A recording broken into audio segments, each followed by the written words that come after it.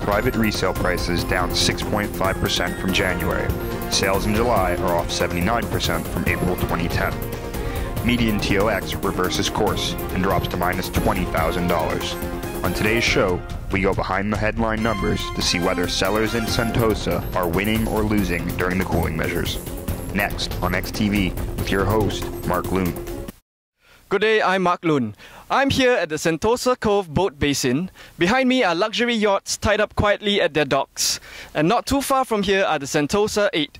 8 luxury condominiums developed and completed during Singapore's big property build-up post-Asia financial crisis. On today's report, we will drill down to the unit level of the Sentosa 8 to find out how sellers are performing during the cooling measures. But first, the numbers for July's private resale market. According to the SRX Price Index, non-landed resale prices dropped 1.3% in July compared with June. This is a 21-month low since October 2012. And prices have declined 6.5% since the index's peak in January, when prices temporarily spiked.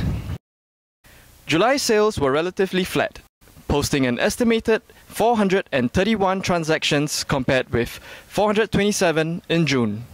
Monthly sales are down 79% since the peak in volume of April 2010.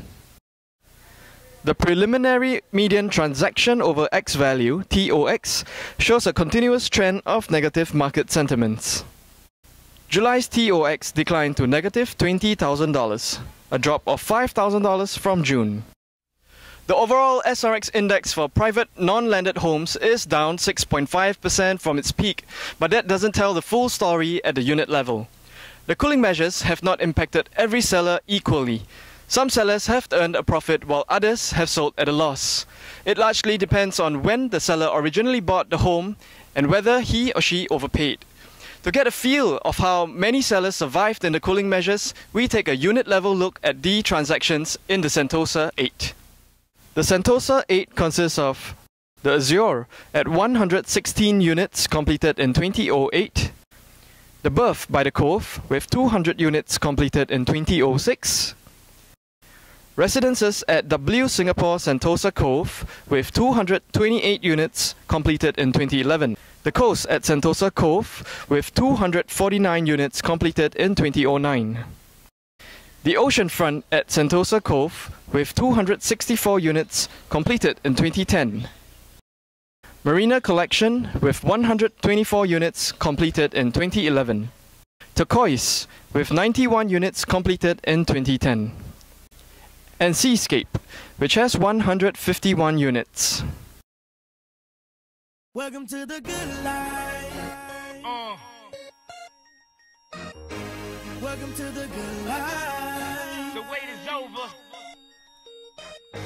Welcome to the good life. And after all the talk, all I gotta say is Welcome to the good life. So let's take a look at how many sellers in the Sentosa 8 sold their units at a profit and how many were sold at a loss. The first point to note in this table is that there has not been many resale transactions since the cooling measures placed the limit on the TDSR or Total Debt Servicing Ratio.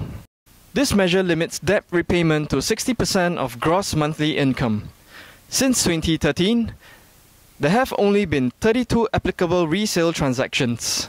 Indeed, there has been none in Seascape and residences at W Spore Sentosa CV. Overall, there were 17 sellers who earned a positive capital gain and 15 who sold at a loss during the height of the cooling measures. The Berth by the Cove had the most winners at 8 and tied for the most losers at 4. The Coast at Sentosa Cove and Turquoise had more people selling at a loss than at a gain. The capital gains in the Sentosa 8 range from a low of negative 8.6% to a high of 84.2% on an annualized basis. This median capital gain is 1.9% since 2013. The big winners were in the Marina Collection, where one seller sold for an annualized capital gain of 84.2% and the other sold for a 65.6% gain. Sentosa has become famous for gambling, but winning and losing in property doesn't have to be about luck if you do your research. Buy the right home at the right price, and don't overextend yourself with debt. Let's find out what Sentosa has to offer in today's buyer's market. Hi Z, so what makes Sentosa a nice place to live in? Well, Sentosa Home is a great place to be in. You have everything under one roof. Well, as you can see, we have the waterfront, we have the yacht. You can cycle anytime, anywhere you like. And we have the beautiful golf course. You have great dining at the quayside. And then if you feel like going out for a sail, the berth is just parked in front of your doorstep. So why is Sentosa a possible buying opportunity? Well, I see with the recent TDSR an opportunity for the buyer. Basically, the owners are more prepared to negotiate pricing as they are looking forward to sell their unit. And this will be attractive for the buyer who is looking for an own home to stay or for investment, as they can easily get more than 10 to 15% discount from the owner. So with this, I think TDSR kicks in very attractively for the buyer. Welcome. You're all welcome. Like we always do at this time. I go for mine. I get to shine. Now throw your hands up in the sky. Girls go for mine. I get to shine. Now throw your hands up in the sky. I'ma get on the TV, mama. I'ma push it down.